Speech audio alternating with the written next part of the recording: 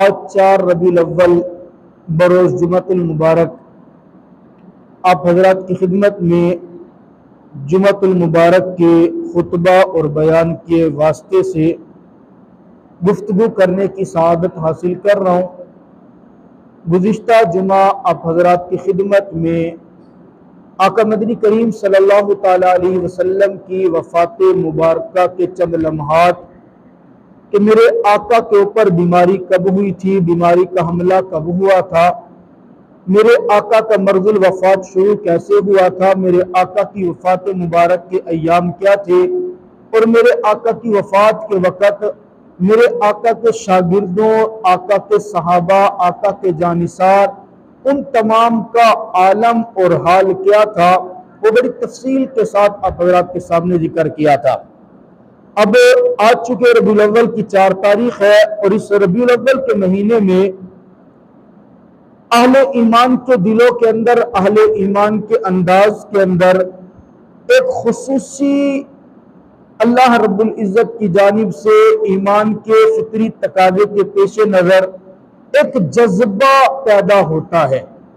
हर एक मुसलमान अपने अंदाज से अपने प्यारे आका मदनी करीम सल्लल्लाहु ताला अलैहि वसल्लम को मोहब्बत का नजराना पेश करना भी चाहिए। वो मोहब्बत का नजराना कोई मिलाद मना के करता है, तो कोई सीरत मना के करता है, कोई मिलाद बयान करता है, कोई सीरत बयान करता है, कोई जुलूस निकालता है, तो कोई जिनाबे वाला झंडियां लगाता है, कोई झंडे लहराता है, तो कोई हलवे बनाता है। बहरहाल हर एक का मकसद क्या होता है, वो अपने आका से मोहब्बत का, अकीदत का इजहार करना। वजह अकीदत क्या होती है? साल के 12 महीने भी तो मैं सिर्फ इस एक महीने में ज्यादा क्यों होते? उसकी वजह सिर्फ और सिर्फ यह है कि ये मेरे आका की विलादत का महीना है। मेरे आका इस माह मुबारक के अंदर, इस दुनिया के अंदर तशरीफ लाए थे, तो हम आका की विलादत के ऊपर खुशी मनाते हैं, तो खुशी मनानी भी चाहिए। आका मदनी करीम सल्लल्लाहु ताला अलैहि वसल्लम मेरे अल्लाह के आखिरी पैगंबर हैं। अल्लाह रब्बुल इज़्ज़त ने आप पर नबुव्वत को खत्म फरमा दिया। क़यामत की सुबह तक अब ना कोई नबी आएगा। जिनाबे वाला अगर कोई नबी के नाम, नबी का, नबुव्वत का दावा करता है तो ऐसा शख्स मरदूद तो हो सकता है, वो नबी नहीं हो सकता। मेरे अल्लाह ने ये एजाज इमामुल अंबिया होने का, खातमुल अंबिया होने का, अल्लाह रब्बुल इज़्ज़त ने ये एजाज अपने पाक पैगंबर को अता फरमाया है। मेरी और आपकी बड़ी खुशकिस्मती है कि अल्लाह ने मुझे और आपको बिन मांगे, बगैर दरखास्त किए, बगैर एप्लीकेशन दिए, अल्लाह ने मुझे और आपको अपने आखिरी नबी की आखिरी उम्मत के अंदर पैदा फरमा दिया। आका मदनी करीम सल्लल्लाहु ताला अलैहि वसल्लम की आमद ये बड़ी बाबरकत है। आप सल्लल्लाहु ताला अलैहि वसल्लम का दुनिया के अंदर आना इस कायनात को जीनत बख्शना है। आप सल्लल्लाहु ताला अलैहि वसल्लम की आमद से पहले इस कायनात ने अजीबो गरीब हालात देखे। हज़रत ईसा अलैहिस्सलाम और मेरे पैगंबर की आमद में बाज रिवायत के मुताबिक 500 साल का फासला है। बाज ने 1000 साल का फासला लिखा, बाज ने 1500 साल का फासला लिखा। हर एक मुअर्रिख ने अपने अंदाज में लिखा। बड़े अजीबो गरीब हालात, अजीबो गरीब मामलात इस चश्मे तसव्वुर ने देखे हैं। लेकिन आप सल्लल्लाहु ताला अलैहि वसल्लम की विलादत बासआदत ये बड़ी बाबरकत है। आप सल्लल्लाहु ताला अलैहि वसल्लम जिस खानदान के अंदर है, जिस जगह पर है, जिस पेट के अंदर है और जिसके वास्ते से दुनिया के अंदर है, मेरे अल्लाह ने हर उस जगह को, उस वास्ते को, उस रास्ते को बड़ा मुबारकबाद बनाया है। आप सल्लल्लाहु ताला अलैहि वसल्लम को मेरे अल्लाह ने एक मोहब्बत की तजल्ली अता फरमाई थी। आपके चेहरे को ऐसा रोशन बयान फरमाया था कि जो भी अपना तो अपना, पराया भी मेरे पैगंबर के चेहरे को देखता था तो बेइख्तियार क्या उठता था, अशहदु अल्ला इलाहा इल्लल्लाह व अशहदु अन्ना मुहम्मदुर रसूलुल्लाह। मेरे अल्लाह ने आप सल्लल्लाहु ताला अलैहि वसल्लम को बड़ा प्यारा हुस्न जमाल अता किया। आप सल्लल्लाहु अलैहि वसल्लम अभी दुनिया में आए नहीं है, पैदा नहीं हुए। पैदा होने से पहले मेरे अल्लाह ने आपके सर से बाप का साया उठा दिया। यतीम पैदा हुए, पैदा होने से पहले दुनिया से वालिद चले गए। अल्लाह रब्बुल इज्जत ने इसमें भी हिकमत रखी है। वालिद का साया सर से उठाया फिर दुनिया के अंदर लाए, तो क्यों? इसलिए कि बेटे की तरबियत में, बच्चे की तरबियत में बाप का बड़ा अहम किरदार होता है, बाप की बड़ी कुर्बानी होती है। आप सल्लल्लाहु ताला अलैहि वसल्लम ने आखिरी नबी बनना था, अगर बाप का साया सर पे होता तो लोग कह देते कि मोहम्मद की तरबियत इतनी अच्छी क्यों है? इसलिए कि इसको अब्दुल्ला जैसा बाप जो मिला है, इसलिए कि इसके बाप ने बड़ी मेहनत की है। अल्लाह रब्बुल इज्जत ने बाप का साया पहले से उठा लिया ताकि कोई ये वाली बात न कर सके, कोई ये वाली बात न कर सके कि इस आखिरी पैगंबर की तरबियत में इसके वालिद का किरदार है। अल्लाह रब्बुल इज्जत ने बगैर वालिद के दुनिया के अंदर रहे ताकि बराह रास्त पैगंबर की तरबियत मेरा अल्लाह बराह रास्त फरमाए। आप सल्लल्लाहु ताला अलैहि वसल्लम अभी अपनी वालिदा के पेट के अंदर तशरीफ लाए। जनाब आमना फरमाती है कि मैं जब हामला हुई ना, हमल की हालत के अंदर हुई, बच्चा मेरे पेट के अंदर आया, तो मैं अपने बदन के अंदर अजीबो गरीब तब्दीलियां देखती, हर औरत देखती है, हर औरत देखती है जो भी हामला होती है, कमारी से शादीशुदा, शादीशुदा से जब माँ बनने लगती है, हर औरत के अंदर तब्दीली आती है। हर औरत की फितरत मिजाज मुख्तलिफ होते हैं, लेकिन हजरत आमना फरमाती है औरतों के, दीगर औरतों के बच्चे भी दुनिया में, मेरा बच्चा भी दुनिया के अंदर आया, लेकिन खुदा की कसम मैंने अपने महबूब के आने के बाद जो नूरानियत अपने बतन के अंदर पैदा की ना, वो किसी और माँ ने महसूस नहीं की होगी। आमतौर पर बच्चा पैदा होता है वो गंदगी के अंदर मुथला हुआ होता है, गंदगी लगी हुई होती है। आप सल्लल्लाहु ताला अलैहि वसल्लम दुनिया में आए तो गंदगी का जर्रा नहीं था।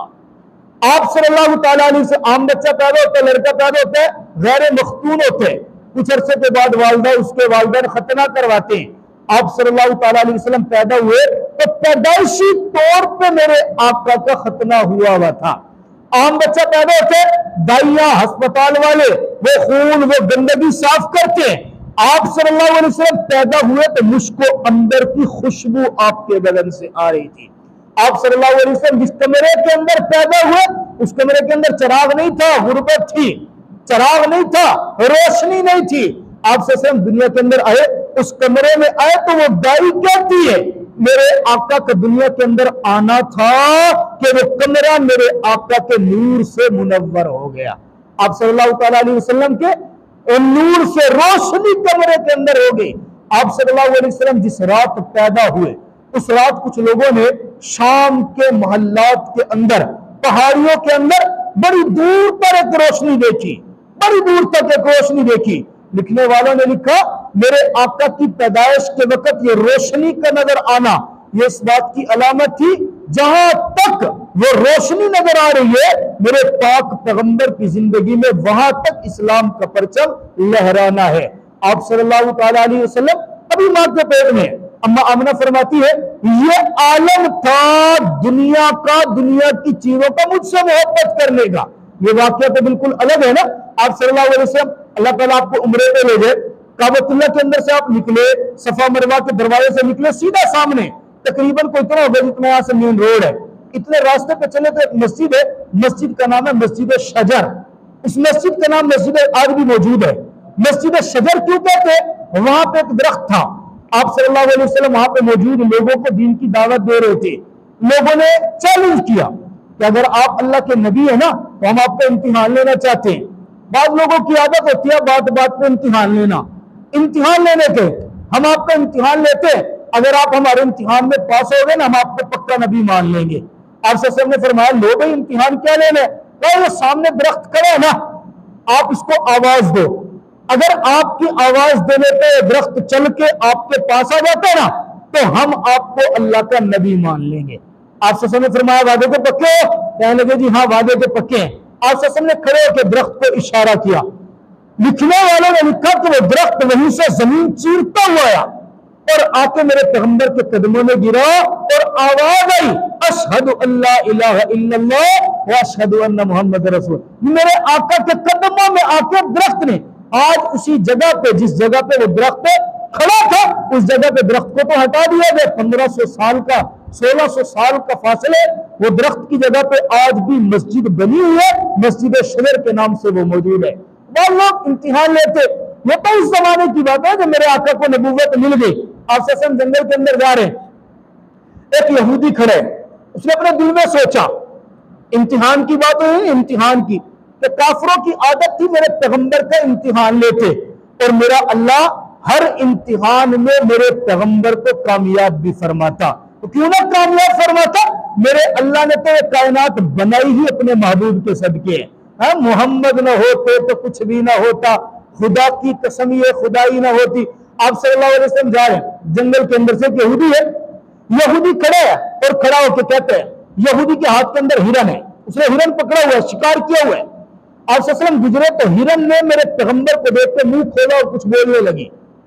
अब जब बोलने लगी ना, तो आप सल्लम ने उस यहूदी को कहा, यहूदी ये हिरन ना, ये मादा है, ये माँ है, इस सामने पहाड़ी के अंदर इसका बच्चा है, ये हिरन मुझसे दरखास्त कर रही है, या रसूलल्लाह इस यहूदी ने मुझे शिकार कर लिया, आप इस यहूदी के सामने जरा सिफारिश कर रहे, वो सामने पहाड़ी के अंदर ना मेरा बच्चा है, उसके दूध पीने का वक्त हो गया है, मेरी ममता मेरे सीने के अंदर जोश मार रही है, या रसूलल्लाह से शिकार तो कर ही ली है, बस एक बार इजाजत ले दे, मैं सामने पहाड़ के अंदर जाऊंगी, अपने बच्चे को दूध पिलाऊंगी और दूध पिला के वापिस आ जाऊंगी।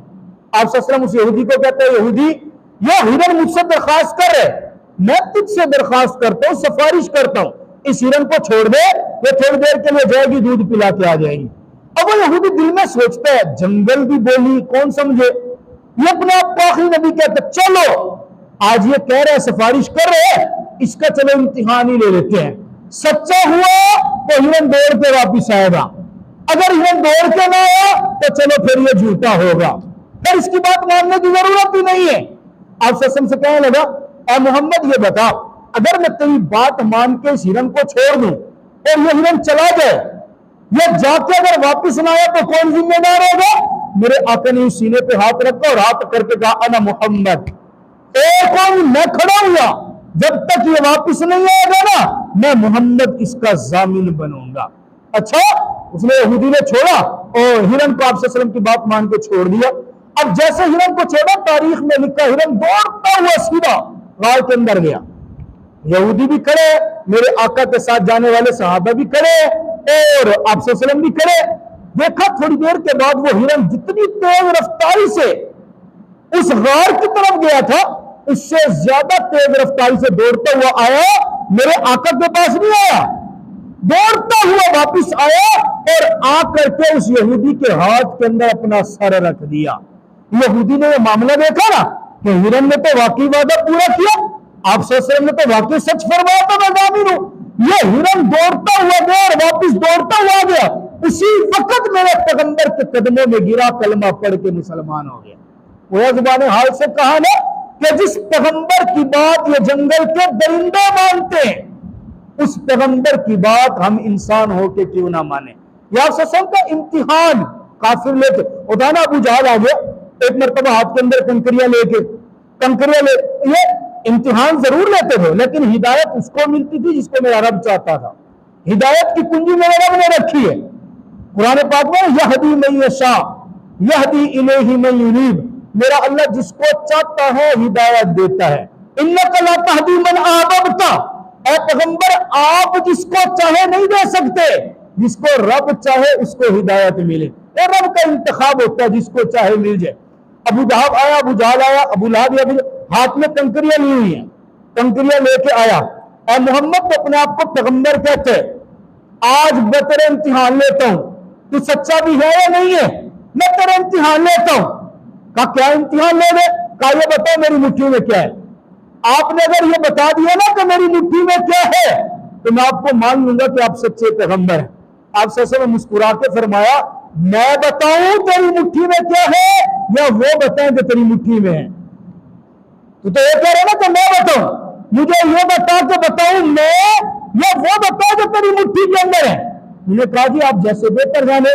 मेरे आका ने गौर किया हाथ के ऊपर, अभी आका कुछ नहीं बोले, बोले हाथ के अंदर कंकरियां थी, वो बोल उठी और बुलंद आवाज से कहने लगे, अशहदु अल्ला इलाहा इल्लल्लाह व अशहदु अन्ना मुहम्मद रसूल। हाँ, हिदायत फिर भी उसके मुकद्दर में नहीं थी। ये मेरे अल्लाह का निजाम है, मेरा रब जिसको चाहता है उसे। ये तो बात की बात है ना, नबूवत मिलने के बाद की बात, मैं नबूवत मिलने से पहले बल्कि आका की दुनिया में आने से पहले की बात कर रहा हूं। अम्मा आमना फरमाती है, मेरे आका की वालिदा मुहतरमा का नाम आमना है, मेरे आका के वालिद मुहतरम का नाम अब्दुल्ला है, मेरे आका की औलाद बेटियां भी हैं बेटे भी हैं, मेरे आका अकेले हैं, न कोई सक्की बहन है न कोई सक्का भाई है। मेरे आका अकेले अपनी माँ के बतन से पैदा हुए, बाप पहले फौत हो चुके थे, वालिदा मेरे आका भी छोटे से थे, चंद साल की उम्र की वालिदा भी दुनिया से चली गई। और हजरत आमना फरमाती है, मैं तो नया वतीन वाकया आपको सुने जिन्होंने नबूवत का इम्तिहान लिया, तो नबूवत मिलने के बाद की बात, अभी मेरे आका दुनिया में नहीं है। हजरत आमना से किसी ने पूछा कि आपकी जो बच्चा पेट के अंदर आया, आपकी हालत बदली हुई है, आपकी तबीयत बदली हुई है, बल्कि शिकायत लगाने वालों ने शिकायत लगाई।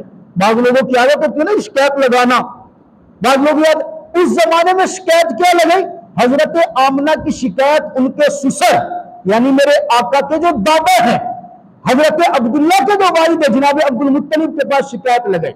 शिकायत क्या?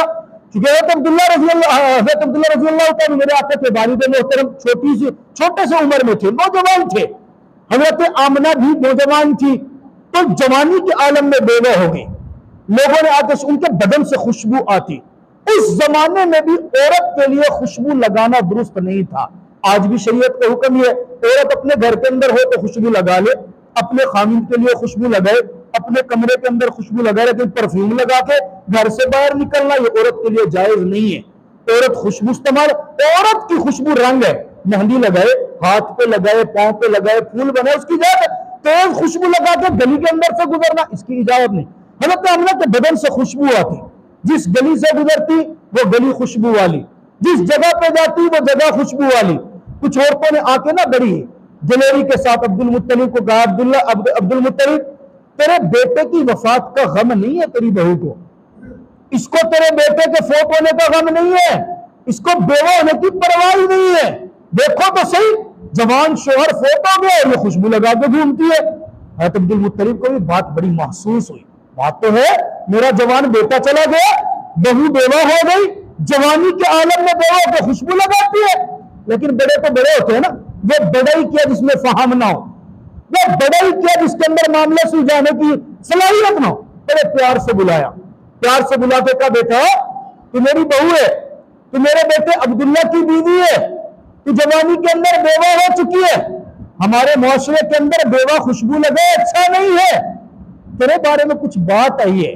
बेटा अगर खुशबू लगाती हो तो छोड़ दो, वैसे लगाती क्यों हो, अगर लगाती हो तो आइंदा ना लगा। बड़े प्यार मोहब्बत से इधर से बात अब्दुल मुत्तलिब ने शुरू की, उधर से मेरे आका की वालिदा रोने लग गई, आंख से आंसू आ गए, सिसकी बन गई और बनते हुए कहती, अब्बा जान मैं उस रब को गवाह बना करके कहती हूं, जब से आपका बेटा दुनिया से गया है, जब से मेरा खामिद अब्दुल्ला दुनिया से गया है, मैंने आज तक खुशबू नहीं लगाई है। बेटा फिर आपके बदन से खुशबू आ क्यों रही है? अब्बा जान अगर सच सुनना चाहते हैं, इन लोगों ने तो सिर्फ खुशबू का बताया, मैं आपको बताती हूं, जब से आपके बेटे की निशानी मेरे पेट में आई है ना, मेरी जिंदगी तब्दील कैसे हो रही है। मैं जाती हूं, औरतें सारी कुएं में पानी भरने के लिए जाती हैं, मैं भी कुएं में पानी भरने के लिए जाती हूं। मैं जब पानी लेने के लिए जाती हूं ना, जिस रास्ते से जा रही हूं, अगर रास्ते के अंदर कोई सख्त पत्थर मेरे पांव के अंदर आ जाए, अब्बा जान वो पत्थर मोम बन जाता है।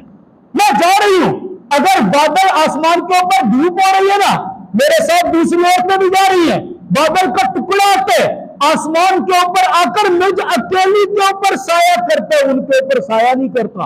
और इससे बड़ी बात, जब मैं कुएं के ऊपर पहुंचती हूं ना, ये सारे डोल डाल के पानी को भर के जोर लगा के खींचती है। अब्बा जान रब्बे काबा की कसम, जब से आपके बेटे अब्दुल्ला की निशानी मेरे पेट के अंदर आई है, मैं कुएं के ऊपर जाती हूं, कभी मुझे पानी खींचना नहीं पड़ा, कुआं खुद मुंडेर पर आकर गोया आपके इस पोते को सलामी पेश करता है। ये बातें मेरे आका की पैदाइश से पहले आप सल्लल्लाहु अलैहि वसल्लम की मोहब्बत का आलम देखे ना, आप सल्लल्लाहु अलैहि वसल्लम को हुक्म मिला, आप सल्लल्लाहु अलैहि वसल्लम जनाब सिद्दीक अकबर रजी अल्लाह तआला अन्हु के घर जाया करते थे, कसरत से जाते थे दोस्त। जनाब सिद्दीक अकबर रजी अल्लाह तआला के घर के अंदर दो पत्थर थे, दो पत्थर। कभी सुना कभी पत्थर बोले, लेकिन पैगंबर वो पैगंबर ही किया जिसका मौजज़ा लोगों की अकलों में आ जाए। मौजज़ा कहां उसको जाते कि जिसका मौजज़ा अकल के अंदर ना आए, उसको मौजज़ा कहा जाता है ना। कितनी बड़ी बात है। काफिरों ने कहा चांद दो टुकड़े करके दिखाए, हम आपको नबी मान लेते हैं, बात आजमाइश की है। मेरे पैगंबर ने कहा मान लोगे? पैगंबर ने यूं हाथ से उंगली से इशारा किया, जैसे हाथ से उंगली से इशारा किया मेरे रब ने चांद के दो टुकड़े करके दिखा दिए। मौजज़ा है, अकल से मावरा है, मेरे आका का मौजज़ा है। आप सल्लल्लाहु अलैहि वसल्लम गए, एक जंग के मौके के ऊपर गए हैं, पानी खत्म हो गया, वुजू करना, सहाबा ने नमाज पढ़नी है, नमाज के लिए पानी, वुजू के लिए पानी नहीं, या रसूलल्लाह नमाज तो पढ़नी है, पानी नहीं है। कहा जो पता करो लश्कर के अंदर किसी के पास थोड़ा बहुत पानी बचा हुआ हो। एक सहाबी है, जी या रसूलल्लाह मेरे पास में प्याला, उसके अंदर थोड़ा सा पानी बचा, जाओ जाओ जल्दी मेरे पास लेके आओ। वो प्याला लाया गया, मेरे आका ने उस प्याले के अंदर यूं अपना हाथ मुबारक रख दिया। अब देखे ना, आपके यहां पानी निकलेगा या तो आसमान से बारिश की शक्ल में बरसेगा, या जमीन के अंदर से निकलेगा, बोर करो तो पानी निकलने, और जिनाबे वाला फिर क्या होगा, पहाड़ के अंदर से चश्मा फूटेगा। कभी किसी के गोश्त के अंदर से जिस्म से पानी निकलते देखा, मुमकिन भी नहीं है। रिवायात में आता मेरे पैगंबर ने प्याले में हाथ रखा, रब्बे काबा की कसम मेरे रब ने मेरे आका की उंगलियों से पानी का चश्मा जारी फरमा दिया। जितने सहाबा ने सबने वुजू किया, वुजू करके अपने बर्तन भरे, बर्तन भरने के बाद जिनाबे वाला तब भी वो पानी खत्म नहीं। ये तो मेरे आका की नबूवत मिलने की बात है ना। नबूवत मिलने से पहले क्या हुआ, आप सल्लल्लाहु तआला अलैहि वसल्लम परवरिश वही पैदा हुए, पैदा होने के बाद जिनाबे वाला दाइयां आ गई लेने के लिए। वाक्य बड़ा तवील है, मैं बड़ा मुख्तसर करके आपको बता रहा हूं। वो दाइयां आती थी मक्कतुल मुकर्रमा के अंदर, औरतों की आदत नहीं थी कि वो अपना दूध पिलाएं, उनकी आदत थी बच्चा पैदा होता, बाहर से दाइयां आती, बच्चा उनके हवाला करते, वो दूध पिलाती, परवरिश करती। हलीमा सादिया कबीला बनु साद की औरत है। हलीमा सादिया घर के अंदर बकरियों के पास खाने के लिए चारा नहीं है, जानवरों के थनों के अंदर दूध नहीं है, गुर्बत के असरात नजर आते हैं। गुर्बत का आलम यह देखो कि जिस सवारी पर सवार होकर हलीमा सादिया मेरे आका की बस्ती में आ रही थी, वो सवारी इतनी कमजोर थी कि वो चल नहीं सकती थी। सारे लोग आ गए। अच्छा फितरी अमल है ना, लोग अमीरों को देखते हैं, लोग जरा कम कर दें, लोग अमीरों को देखते हैं, अमीरों के पास जाते हैं। मैं उमूमन कहा करता हूं बस्ती वालों कदर किया करो यार, कदर किया करो, खुदा की कसम पैसे कमाने होते ना। मैं भी कोई अमीरों का मोहल्ला कार था, मैं शहर छोड़ के आया हूं, शहर की मरकजी मस्जिदें छोड़ के आया हूं, पूरा शहर छोड़ के आपकी बस्ती में आऊं, बताओ यहां मैंने पैसे कमाने? इस बस्ती गरीब हर एक की आदत होती है अमीर के पास जाना। आई बस्ती के अंदर, पता चला जो जो अमीर घर है लोगों ने बच्चे उठाए अपने पास लेके चले गए। हलीमा सादिया जब आई ना, देखा बस्ती के अंदर सारे अमीरों के बच्चे तो लेके जाने वाली चली गई, क्योंकि उसकी सवारी तो कमजोर थी। ये अपनी सवारी को लेकर जब पहुंची तो सिर्फ एक ही बच्चा बचा हुआ है, एक ही बच्चा अभी पैदा हुए। मेरे अल्लाह ने मेरे आका के चेहरे को कशिश क्या दी थी। अपने खामिद से पूछा क्या करे, अब खाली तो जा नहीं सकते, चलो यूं करते हैं कि यही बच्चा लेते हैं। घर के अंदर दाखिल हो गए, किसी ने कहा हलीमा जा कहा रही हो, ये तो यतीम है, ये तो खुद गरीब है, इसके तो घर के अंदर वालिद भी नहीं है। कहा अच्छा चलो कोई बात नहीं, वालिद नहीं है तो खैर है, यतीम है तो खैर है, तो पालना लेना देना बाद की बात है, चलो जाके मैं एक मर्तबा चेहरे की जियारत तो कर लूं ना। ये फिर मेरे रब का कानून है, एक मर्तबा जिसने मेरे पैगंबर के चेहरे की जियारत की ना, खुदा की कसम वो फिर दोबारा हटा नहीं है। अब्दुल्लाह इब्न सलाम को भेजा था यहूदियों ने, सब ने मिला के ना, बड़ा आलिम था अब्दुल्लाह इब्न सलाम, उनके बाद में सहाबी बन गए। बोल तैयार करके भेजा, जाओ हमारी तरफ से जाकर जाओ, जो आखिरी नबी बन के आए ना, जो अपने आप को नबी कहते, जाकर उससे सवाल करो, मुनाजरा करो, देखो बाकी नबी है भी या नहीं। मेरे आका मस्जिद नबी के अंदर बैठे हुए हैं, अल्लाह मुझे और आपको मस्जिद नबी देखने की सआदत अता फरमाए। मस्जिद नबी में सहाबा बैठे हुए हैं, अब्दुल्लाह इब्न सलाम दरवाजे से अंदर दाखिल हो, बड़ी तैयारी करके जब मेरे आका की महफिल में पहुंचा के चेहरे पे यूं नजर पड़ी, फौरन मेरे आका के कदमों में गिरे, कलमा पढ़ किया और मुसलमान हो गए। यहूदियों को पता चला हमारा तो आलिम हमारे हाथ से गया, सारे इकट्ठे हो गए। अब्दुल्ला ने क्या किया, हमने तो तुझे बड़ा समझ के भेजा था, हमने तो तुझे समझदार समझ के भेजा था, हमने तो तुझे साहिब इल्म समझ के भेजा था। तू जाता, सवाल करता, तहकीक करके हमें बताता, तूने तो कुछ भी नहीं किया, खुद कलमा पढ़ लिया। हजरत अब्दुल्ला मुस्कुरा के कहते, साहिब इल्म था तो पहचान गया ना, समझदार था तो पहचान गया। और रब्बे काबा की कसम, आओ तो सही अब्दुल्ला के लख्ते जिगर का चेहरा तो देखो। रब्बे काबा की कसम, ये चेहरा किसी झूठे नबी का हो नहीं सकता। कलमा पढ़ा मुझसे, यार आप तो नाराज बैठे सारे, सुभान अल्लाह तो कह रहे यार, इतना खुश्क बैठे हो, चंदा नहीं मांगूंगा खुदा की कसम, एक काम शाम हो रहा होता रहेगा। आप तो इस तरह परेशान बैठे जिस तरह मैं कोई चंदा मांगने वाला मौलवी। सुभान अल्लाह बोले जरा यार, बुलंद आवाज से। भाई यकीन करो, मैं टाइम पे आया हूं, लेट आप आए हैं, मैं फिर भी नाराज नहीं हूं, मैं फिर भी राजी हूं आपसे। आप लेट आया, खुदा की कसम मैं फिर भी राजी हूं, आप आ गया, बड़ी मेहरबानी। तुम आ गए यार, बात पैगंबर की कर रहा हूं, इतना खुश्क बैठे हो। किसी बाहर वाले बंदे ने अगर देख लिया तो यूं समझेगा शायद मौलवी साहब ने जबरदस्ती बांध के बिठाया हुआ है। जबरदस्ती बिठाया है उन्होंने। जोर से बुलंद आवाज से कहो सुभान अल्लाह। मिलाद का महीना और पैगंबर की जात के ऊपर दरूद पाक भी ना पढ़ा जाए तो ज्यादती तो होगी ना जी।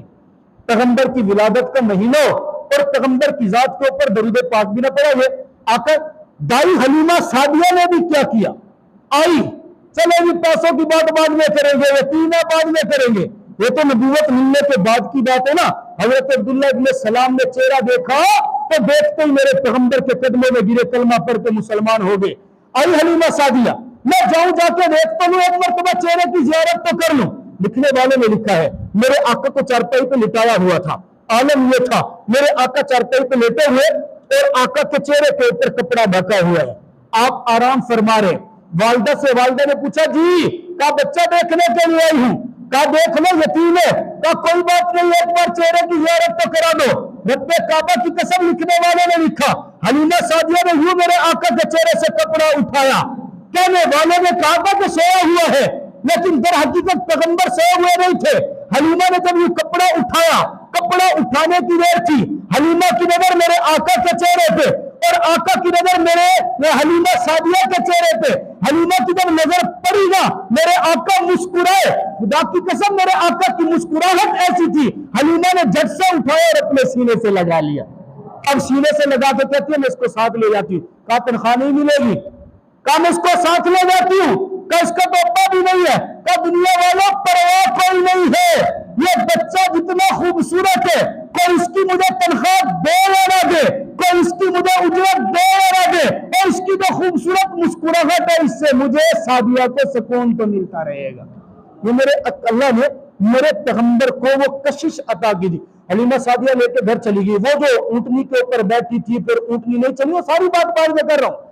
मेरे पैगंबर का आलम, मैंने कहा ना मौजज़ा वो है जो अकल में भी ना है। हलीमा सादिया जिस सवारी पे बैठी है, पहले वो सवारी चलती नहीं थी, अब जब बैठी है तो सवारी दौड़ती है। और जितने लोग पहले बच्चों को लेकर के गए थे ना, वो सबकी सवारियों को क्रॉस करते हुए आगे निकल गई। किसी ने पीछे से आवाज दी, हलीमा क्या हुआ, मक्का के अंदर गई थी, क्या सवारी बदल के नहीं है, क्या सवारी तूने तब्दील तो नहीं की? मुस्कुरा के कहती है ना ना ना ना ना ना, सवारी नहीं बदली, मेरे मुझे देखो, मेरी सवारी के ऊपर सवार बदल करके आया है, वही मेरे आका है। हलीमा सादिया का घर वही है, उसी घर के अंदर की बकरियां वही हैं। फिर एक वाक्य बकरियों का तब हुआ था जब मेरे पैगंबर को नबूवत मिल चुकी थी। एक वाक्य ये जो अभी मेरे पैगंबर पैदा हुए हैं, हलीमा सादिया लेकर के गई है, तवज्जो करना। हलीमा सादिया के घर के अंदर पहुंचे, हलीमा सादिया ने पहला दिन है बकरी को देखा, थन भरे हुए हैं, अपनी बकरी, ये थनों के अंदर दूध कहां से आ गया? बर्तन उठाया, दूध निकालना शुरू किया, बर्तन भर गए। दूसरा बर्तन उठाया, बर्तन भर गए। तीसरा बर्तन उठाया, बर्तन भर गए। पड़ोसियों के मंगवाए, उनके बर्तन भी भर गए। और किसी ने कहा हलीमा क्या हो गया, तेरे जानवर किसी नई चरागाह पे तो नहीं गए, नई जगह पे जा करके इन जानवरों ने चारा तो नहीं खाया, हमें भी तो बता देना। नहीं नहीं नहीं नहीं, मैंने अपने जानवरों की चरागाह को तब्दील नहीं किया। रब्बे काबा की कसम, मैं सिर्फ उसको लेकर के आई जिसको गरीब समझ के तुमने छोड़ दिया था, मैं उठा कर के लाई हूं। मेरे रब ने उसके आने की बरकत से मुझे अमीर बना दिया है। ये मेरे आका। फिर एक वाकया तब भी हुआ था जब मेरे आका रात के वक्त उम्मे माबद के पास से गुजरे थे। बड़ा मशहूर वाकया है। एक औरत बैठी हुई थी अपनी कुटिया के अंदर, रात का वक्त है, मेरे आका साथ है, जनाब अबू बकर सिद्दीक साथ है, एक बकरी बंधी हुई है, भूख लगी है। अम्मा जान आप अगर इजाजत दे तो रात आपके घर गुजार ले। बेटा इजाजत है। का खाने के लिए कुछ है? का कुछ भी तो नहीं है। अम्मा जान ये बकरी जरा दे दे, हम इसके थनों के अंदर से दूध निकाल लें। बूढ़ी अम्मा कहती है कि इसके थनों के अंदर तो दूध आता भी नहीं है। कहा गया? अम्मा जान इजाजत देना तेरा काम है और थनों के अंदर दूध का भर देना वो रब्बे जुल जलाल का काम है। वहां भी यही हुआ था। मेरे आका ने अभी बकरी के थन को हाथ लगाया था, इतना दूध आया कि उम्मे माबद के घर के सारे बर्तनों के अंदर दूध भर गया। ये जो निजाम नजर आता है कि मेरे आका पैदा हुए हैं, अभी हलीमा सादिया के घर में गए तो मेरे अल्लाह ने हलीमा सादिया के घर को रंग लगा दिए। उम्मे माबद के घर से गुजरे, मेरे अल्लाह ने उम्मे माबद के घर को रंग लगा दिए। ये दर हकीकत मुझे और आपको एक सबक मिलता है। सबक ये होता है कि पाक पैगंबर की जिंदगी को अपनी जिंदगी में अपनाना, पाक पैगंबर की सुन्नतों को अपनी जिंदगी में लाना, पाक पैगंबर के घर के तरीके को अपने घर में लाना हमारा काम है और हमारे घरों को और जिंदगी को खुशहाल बना देना उस रब्बे जुल जलाल का काम है। अल्लाह ताला मुझे और आपको समझने की तौफीक अता फरमाए। सुन्नत